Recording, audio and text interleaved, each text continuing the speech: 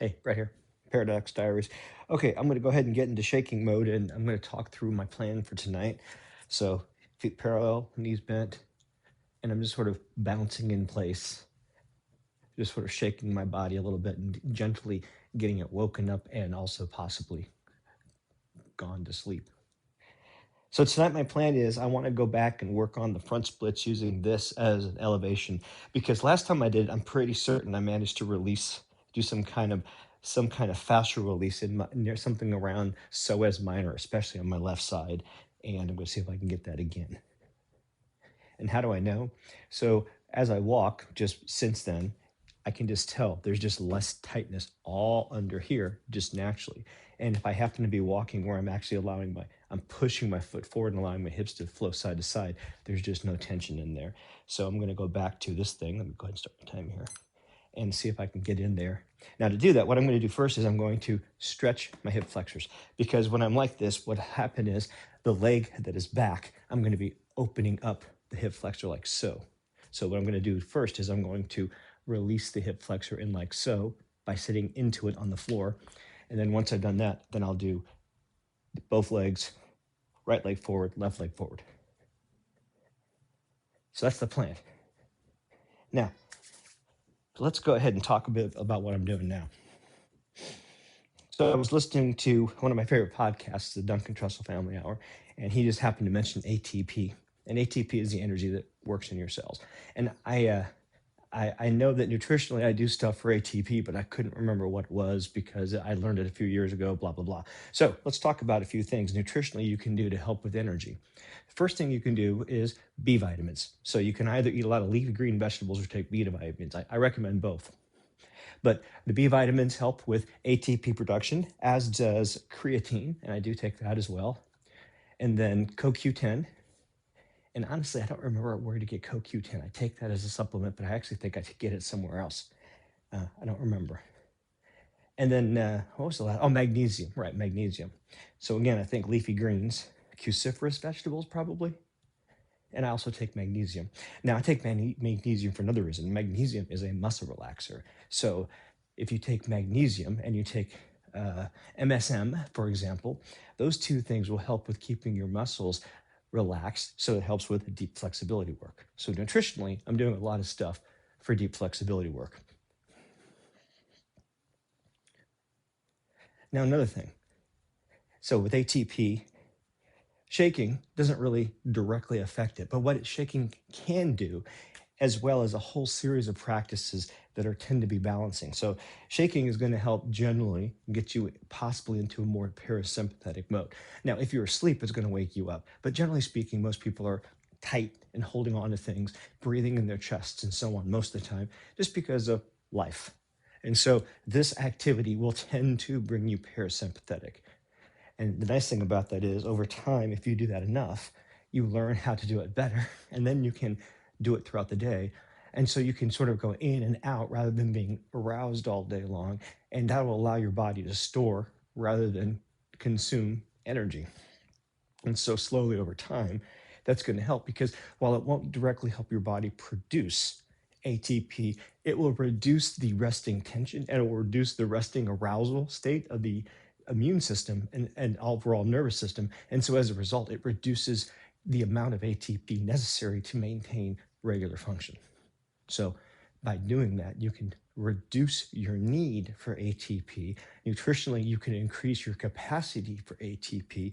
And then things like strength training as well, resistance training, and so on are going to help all of that. Also, high impact interval training. So now I want to go back. A few weeks back, I was talking about how I generally don't do any kind of high interval training or anything like that. And actually, it occurs to me I'm wrong about that, because I do yard work. And for example, I was raking today, and I've got a big old rake, and I'm certain that while I wasn't doing strict HIIT protocol, I was certainly going between high and much lower heart rate. And so as a result, I'm simulating a lot of the same kind of effects that HIIT do. So there you go. Yard work counts. And when you remember that, then it makes it just that much more enjoyable, because I'm getting my resistance training when I walk my two dogs, between the two of them, they weigh, what is it, 150 pounds. And so when the both of them are pulling, I get my resistance training. And then, of course, you get the HIIT training from the yard work, and then just general cardio fitness from housework. And pretty much that's all that you need. And then some Tai Chi here and there for some parasympathetic stuff. This for parasympathetic help, breath work. And there you go. Speaking of which, the thing that's tying this all together and making sure that I'm not, for example, overdoing it. And with this activity, I'm doing a fairly gentle shaking. You can certainly do a lot more aggressive shaking. I don't find it particularly necessary.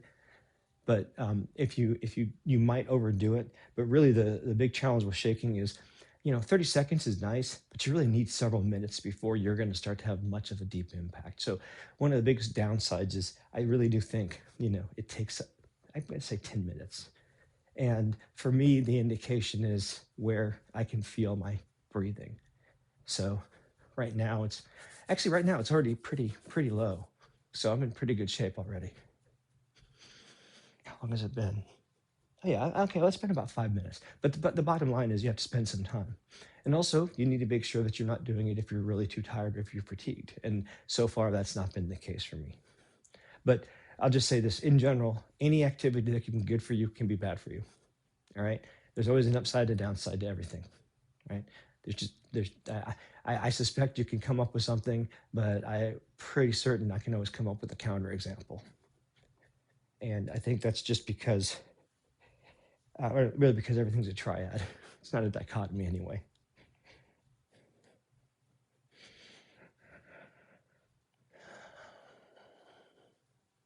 Now, I do want to point out the original beginning of the Paradox Diaries, and I guess I'll say that's the first time I'll say it in this recording, Paradox Diaries, was this notion of tracking heart rate variability and seeing how this particular activity helps.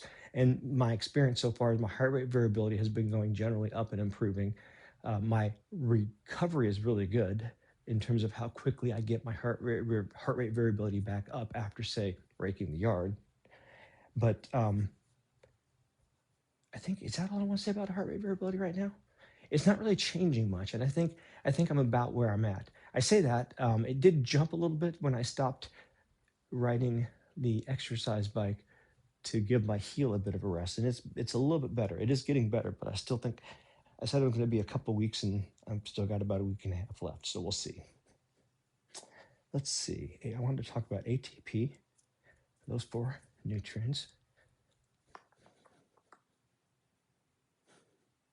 Yeah, so let me go back. I really wanted to get back on that train of thought. So this activity generally is going to be, for most people, more parasympathetic dominant. But again, if you're already wildly parasympathetic, it's going to actually probably bring you down, not up, in terms of heart rate variability. Now, heart rate variability, I've mentioned this over and over again, but it's a highly good measure of your overall vascular health as well as other parts of your body. So it's a really good single proxy measure. If you want a second really good proxy measure your resting blood glucose with like a $20 blood glucose monitor. And I don't get anything for recommending this, but if you want to really save money, look at how much it costs to get the sampling sticks. And you can get 100 for $20. If you're spending much more than that, look at another brand.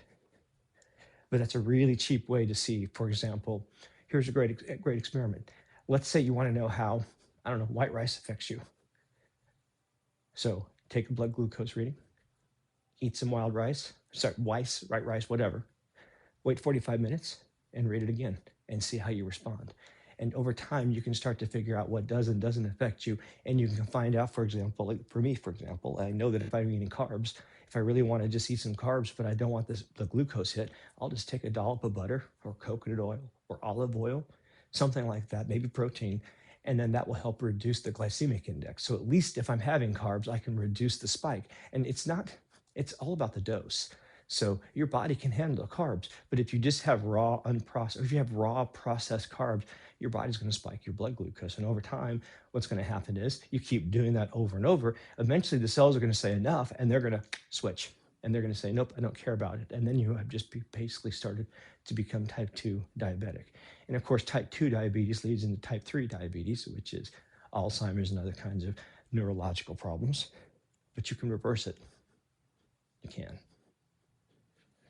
Starts with nutrition, and then exercise, parasympathetic dominance, that kind of stuff, that kind of thing. But what I was going to mention was, so part of the whole thing was this whole experiment, and my experiment is my protocol. Right before I do this, I take my heart rate variability. Tonight it was 30. And then afterwards, I measure it again, and typically it raises quite a bit, anywhere from, say, 50 to 200%. That's been the regular. And then in the morning, my heart rate variability is pretty high again.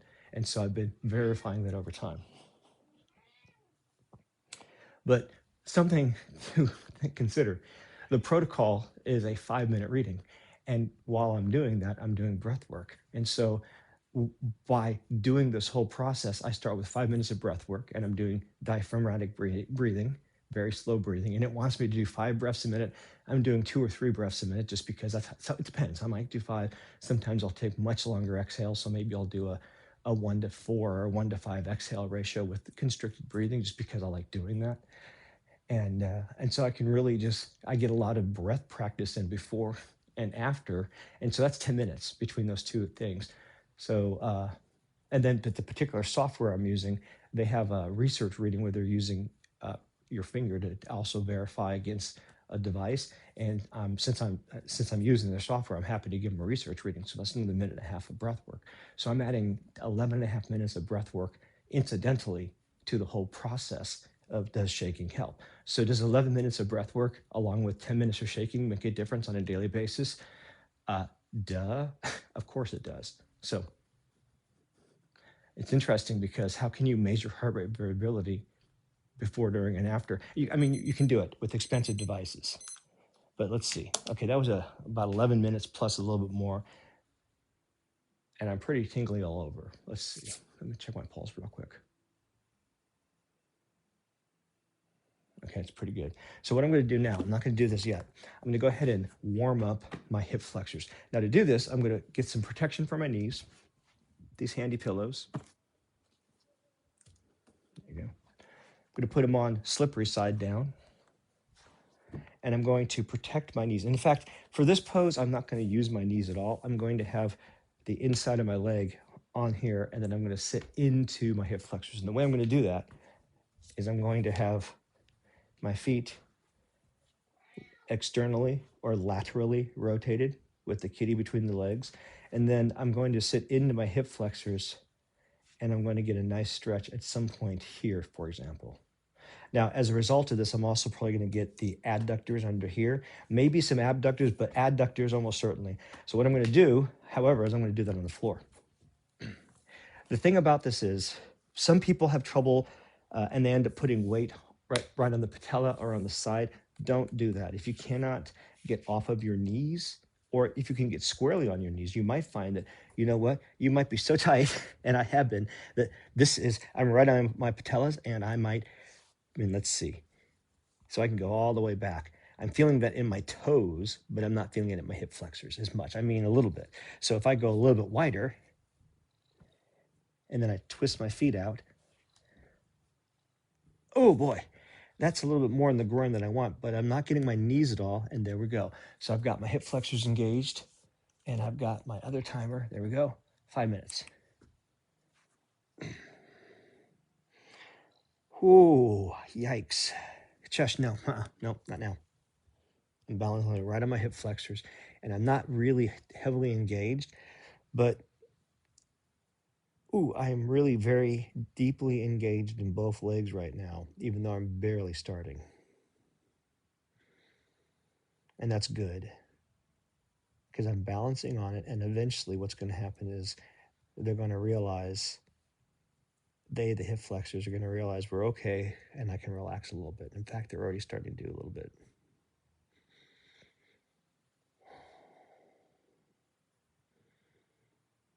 Oh. So when I said I might hit the abductors, on the outside. Okay, I'm hitting the abductors as well as the hip flexors, not the adductors on the inside so much yet.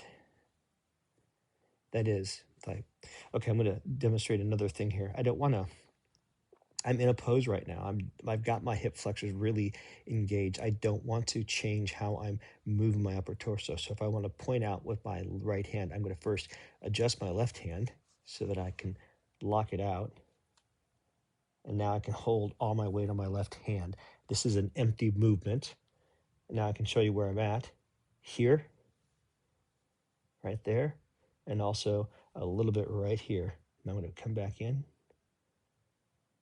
and balance back on. And that's really important because sharp, quick movements will send micro shock waves through these things called spindles too fast, too much, and you might get a reflex response and negate a lot of what you've been doing. Oh.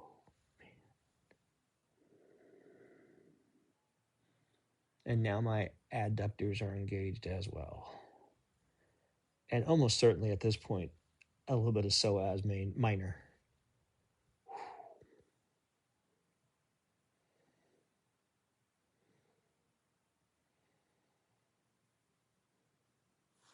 That is, you're going to have a loose butt.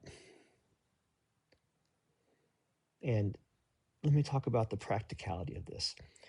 So the way I park my car in the garage, I'm a little bit close to the driver's side. To get out, it used to be difficult to just move my knees far enough apart that I could step down. So it used to be I was very tight. And then I managed to get some looseness there. And now I can actually flip over my hip so that I can get out of the car and basically do something kind of like a front split, but not that deep because I've opened up my hip flexors and my groin so much. And so just the practicality of getting in and out of my car is made far easier by opening up my hips. Oh.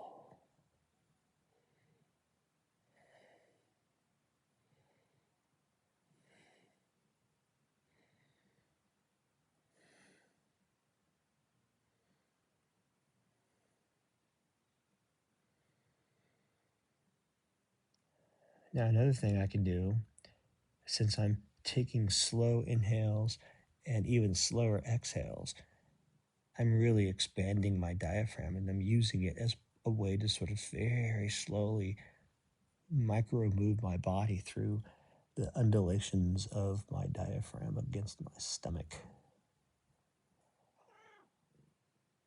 No, stop. No, don't. I'm too far in, buddy. Sorry. Oh, I can slowly move. Now, I did was move my hand there, but if you looked at the rest of my hips, they weren't moving because I've got my weight pretty well balanced here. And that comes from Tai Chi practice. Normally in Tai Chi, I'm worried about my feet, but the exact same principles apply. I want to move my upper torso without changing my hips too much. So what I'm going to do is I'm going to put all my weight on my right arm, primarily my elbow.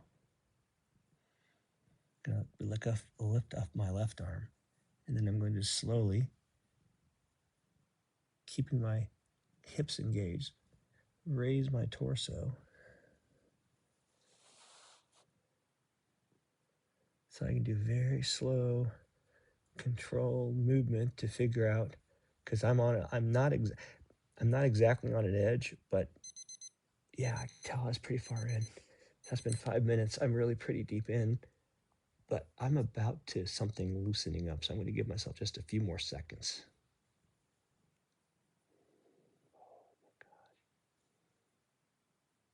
Ah.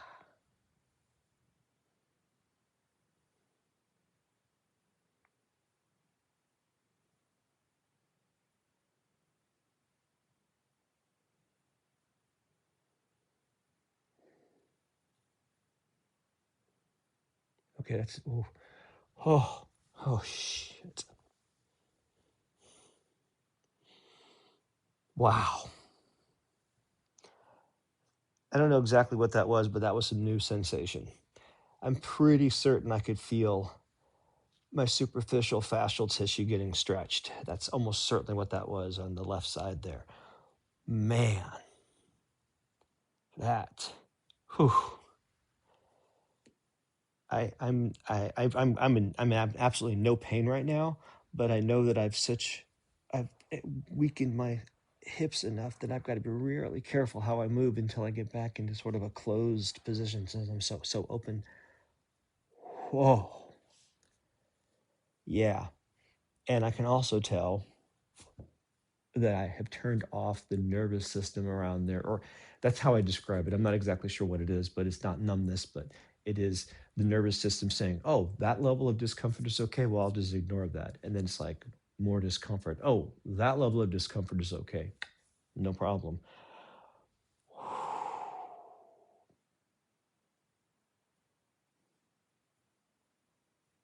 That was actually, I think, bit bigger of a release than I realized, and I mean that in a very good way. So I'm going to take just a moment to let that. I'm going to let that integrate in. Um, it's hard to describe, but there are sometimes um, how do, there's something going on more than just in the hips. I'll just say that it's more of a whole body thing. It's not exactly mental. It really doesn't. It's not exactly connected like that. So I'm not exact. I don't know how to describe it. I can just say, but I do know this. I'm gonna take a few moments to integrate. And here's the great thing: even if I'm wrong about the need to integrate, sitting back and taking some nice big belly breaths and integrating what I just did, it's seldom a bad idea. I'm I'm I'm sure there can be counterexamples. Like for example, if I'm coming out of a pose and all of a sudden a fire breaks out, maybe I should come out of the pose quickly, risking an injury to put out the fire. Barring something extreme like that, I don't think there's ever a bad time to take a few breaths. And I think that's a pretty good general idea. Stop at a stoplight, coherent breathing.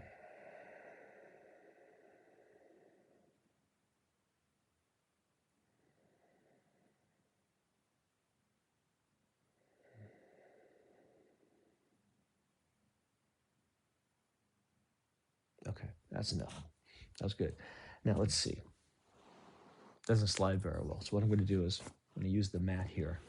Should have prepared that ahead of time since I knew what I was doing, but that's fine. That'll work. Much better. Okay, so a couple of warnings on this. This is soft.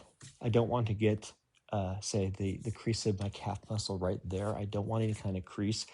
I need to be careful that I don't get some kind of little micro hotspot, because what I'm going to be doing is high discomfort. And so if I do high discomfort, there's a technique where you can distract one part of the body by doing something discomforting in another part of the body. I don't want to do that here. I want the discomfort to be where I'm working, and I don't want to distract myself from, say, I'm going to get a welt, because that leaves an amazingly nasty little inconvenient bruise for a while. All right, Kitty, are you going to join me? Are you going to be in the middle there?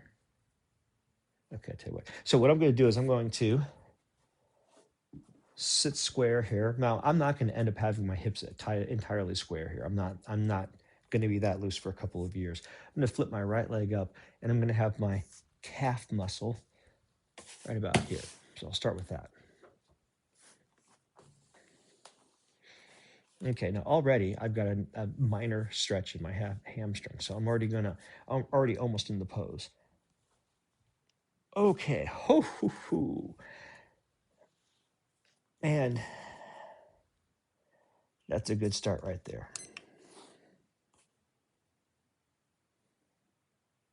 Alexa, volume 1.5.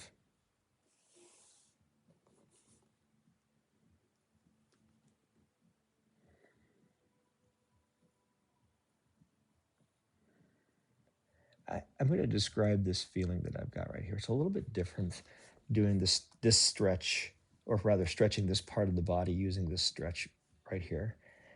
Um, the thing I want to describe it as is, so you get a normal stretch feeling, but it almost feels like there's energy moving up and down the body, and it's just I'm not sure how to. That's the best thing I can describe. It's almost like there's just a natural flowing and engagement. Oh, and right there, that's deep deep in the hamstring, just saying, okay, let's go, let's relax. And there it goes, it relaxes. And once again, confirmed, this kind of stretching typically is after 3 minutes for me. And probably the combination of the 5.5 minutes or 6.5 minutes of breath work before the shaking, then the shaking prepares my muscles to be ready to stretch and go, because I've already got my entire nervous system turned down.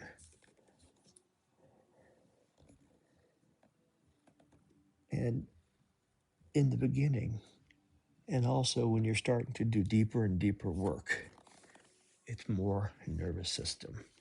It's probably balanced overall, but I believe most of the time, for me, it's another retuning of the nervous system before I get deeper stretches.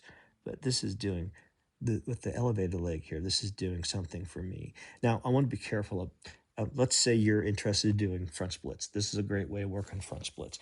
And let's say you try the splits and it doesn't work for you, all right? Then it doesn't work for you.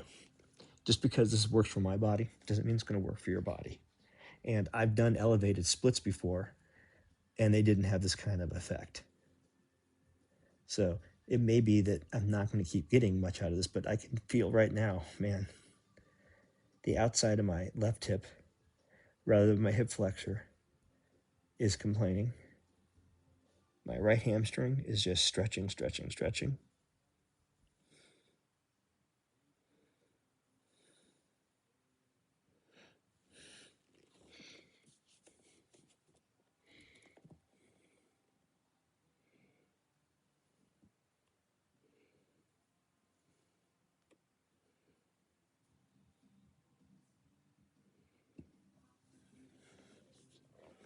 I mean, it could be something as simple as these handles make it easier for me to keep my torso slightly more above my groin, and so as a result, I'm just getting a deeper stretch, but I don't think it's that.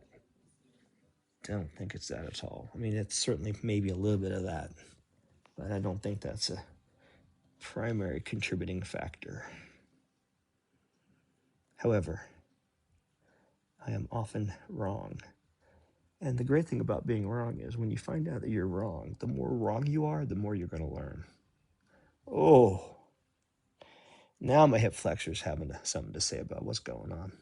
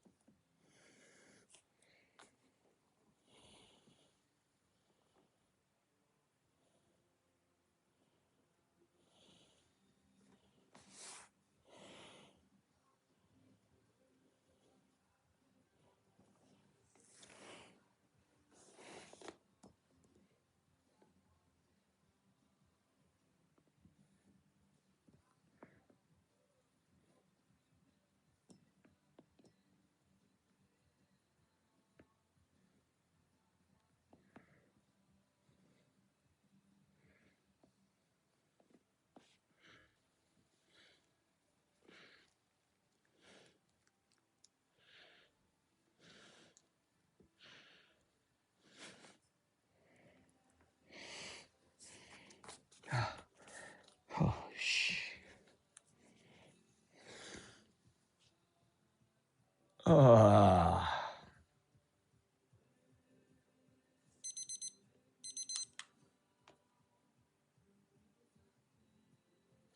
Okay. Oh, oh, man. Actually, okay, that shortness of breath, I got to say, is sort of like probably my body anticipating pain before it actually happens, because my left hip flexor is just really tall right now. I mean, it's really stretched. And so I'm using this to make sure I don't move it in the least.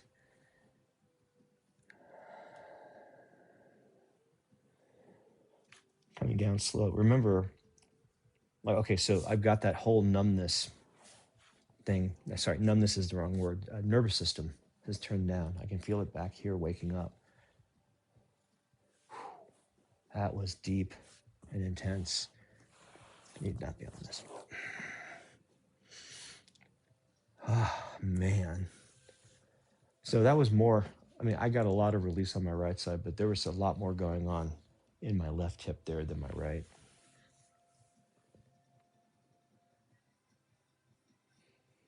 Now, interestingly, even though I'm right-handed, I tend to kick left-footed. I'm ambidextrous on my feet, but I tend to kick left-footed. And so that might just be that's just because I have that tendency, I tend to be stronger on that side. And so there's more tightness. Who knows? Don't know. But what I do know is, whoa, yeah, I know that. That was an experience. Okay, next side. Now on this other side, it's going to be my hip flexor has just really been hammered. So I'm going to need to lift it probably differently because it's tender. I can try that though. So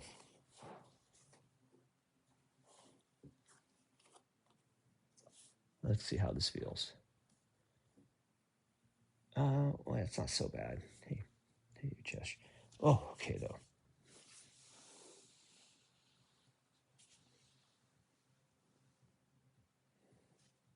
Okay, dude, please stop. Okay, I'll pet you in a minute, but just please. Thank you. And here we go.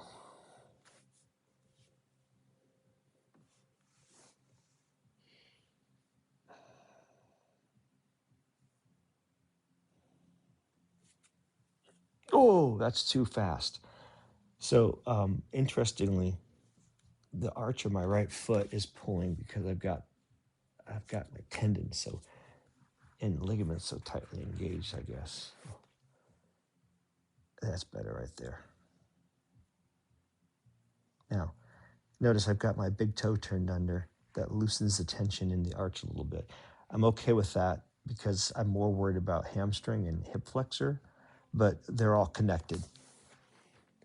And the fact that my arch is complaining is just indication of that. And no surprise, if you practice any kind of internal martial arts and you pay attention to footwork over time, you start to pick up on these connections.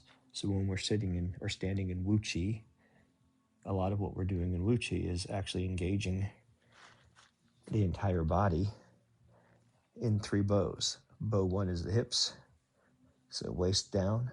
Bow 2 is from the pelvis up to the top of the head. And bow 3 is the arms. And when you work on those 3, what you're doing is you're getting your ligaments and tendons and bones and you're just everything aligned with gravity and with anatomy. And when you do that, you have amazing power because in addition to having the earth supporting your entire body, rather than just hitting with a muscle, you're hitting with a ligament. Ligaments are quite a bit stronger than muscles. If you work on a lot of shaking and then you open up your hip flexors and lean back just a touch, you'll start to feel a bounce, bounce, bounce. A gentle bouncing. It's very different. It feels like you're bouncing on a rubber band, and that's what you are doing.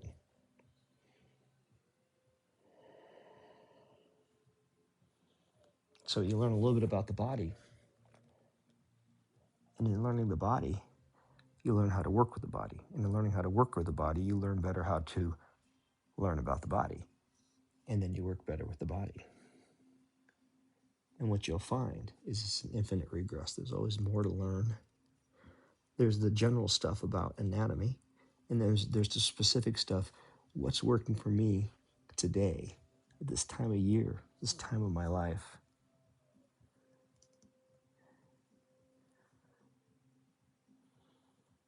Has my diet affected my flexibility?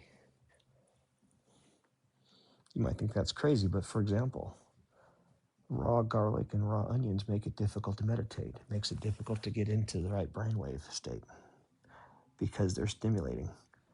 Not so much if they're cooked, but still. Caffeine, same thing.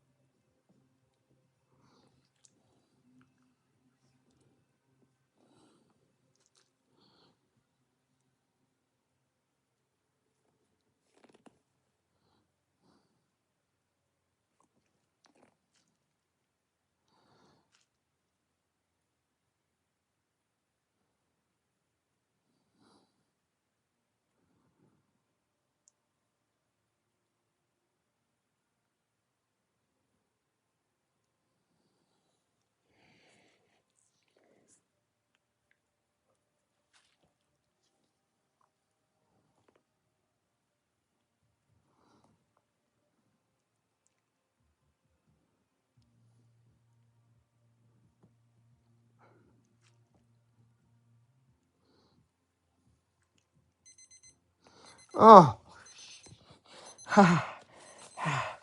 oh man. Could have stayed a little bit longer, but that was enough. Oh, hi, kitty. Oh, man. There's that hip flexor right side this time. And again, it's weird. I'm sounding like I'm in pain, and I'm not actually in pain. But if I move too fast, it's going to hurt. I know that.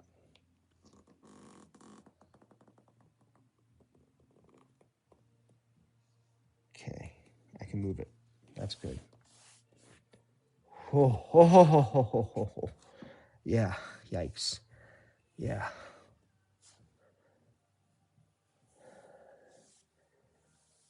I did something there. And I mean that in a good way. Whew. Yeah. So with my left leg forward, I was actually very at the end when I was really pushing my right leg back, and what you probably looked. I mean, maybe it was an inch. I mean, a millimeter. I don't know. It wasn't much, but I started to feeling uh, the fascial layer on my left side start to sort of stretch a little bit. So that was some really cross body deep engagement there. And again, I have to attribute it to shaking and the breath work. I mean, realistically, the combination of breath work and shaking is exactly what you want to do if you want to prep yourself for really deep flexibility work. If nothing else, the calming effect allows you to stay in discomfort for that much longer. Oh, man.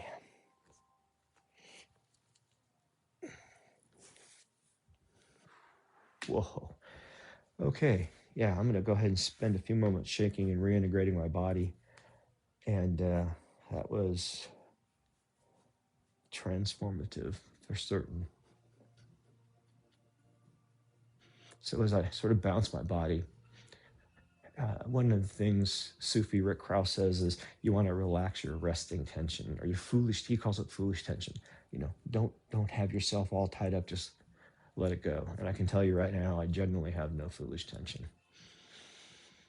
The entire front of my body is just loose, loose. I have some tenderness, certainly, but even there, yeah, it's tender from what just happened, but it's not tight. It's tender. My shoulders are loose. My back is pretty loose, even my lower back. So overall, I'm in pretty good shape for lying in bed and going to sleep. I will do one more pose in bed, and that's again, I'll do supine butterfly. Supine is a fancy way of saying I'm going to lay on my back, and then butterfly, I'm going to put my feet together, and they'll probably be about 4 fists away from my groin, let my knees flail out, and then I'm just going to basically pop open my hips.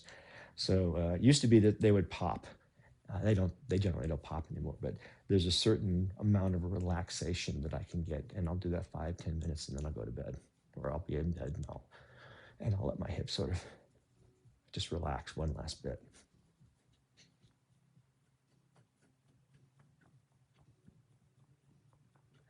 I'm gonna go ahead and close with like neck isometrics because I can tell my whole body is pretty loose, and so since my body's so loose, by doing this, I'll be able to get a really good core engagement, and it'll be a good way to round out the night.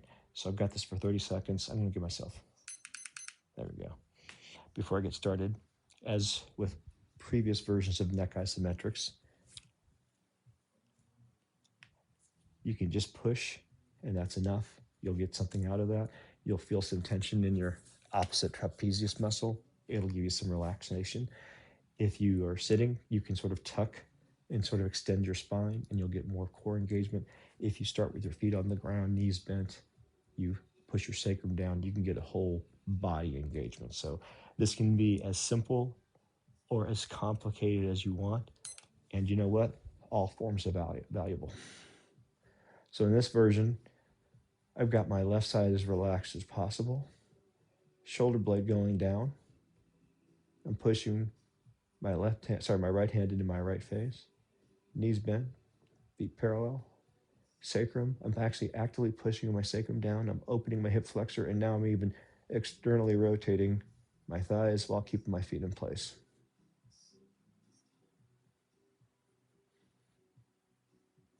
Okay, there we go.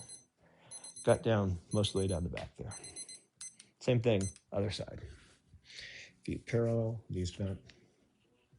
Sacrum going down. My right side relaxed. Shoulder blade down.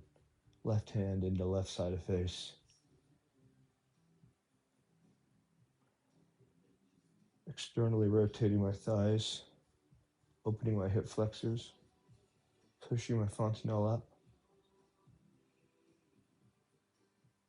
Dropping shoulder blade down.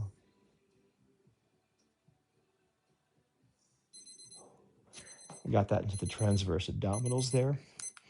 All right, now front and back. Now the thing with front and back, both hands. Don't do only one hand. You want to do it symmetrically. If you do it asymmetrically, you'll be asymmetrical. Don't do it.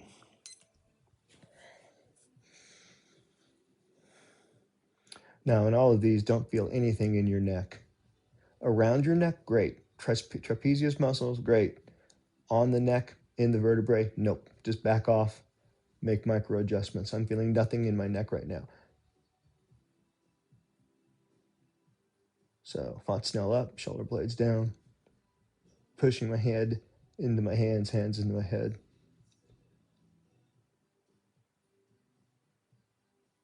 Oh, had my entire back engaged there and also around to here. Okay, same thing, hands on the back. Again, don't feel anything in your neck. Now I'm going to feel something on both sides of my spine. There we go. Oh, yeah. My entire spinal column is engaged top to bottom.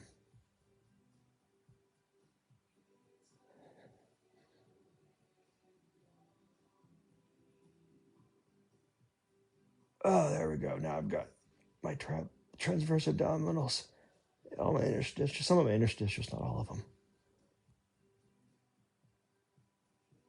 Oh. And last one up. I'm going to add a little more time to that one just because. And here we go.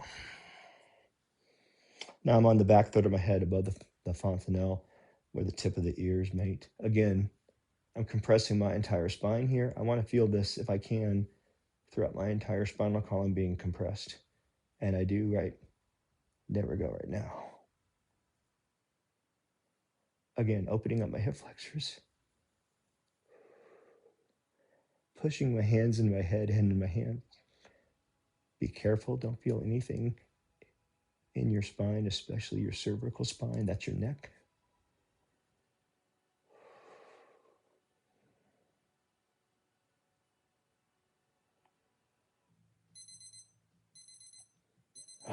That I had my entire core engaged. And then just a forward fold to relax the spine and allow it to stretch out a bit. Here, I'll turn to the side here. Bend your knees all you want. This is just a matter of allowing the spine to relax down. There we go.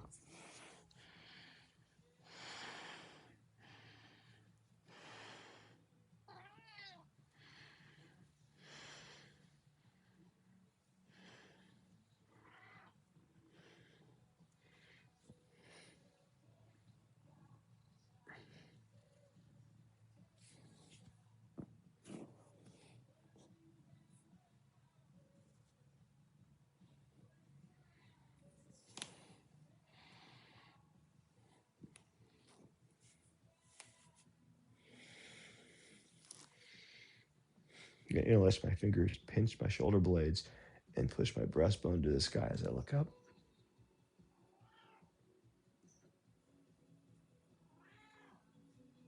Oops, I'm falling forward there.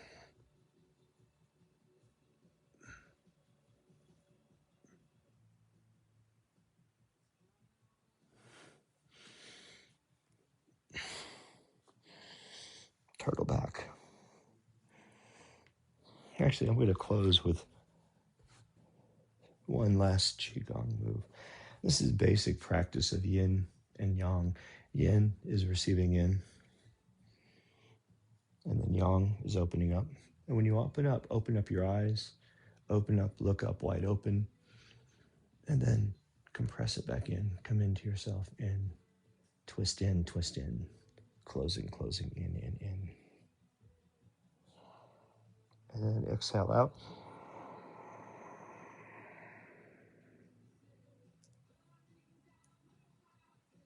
And inhale in.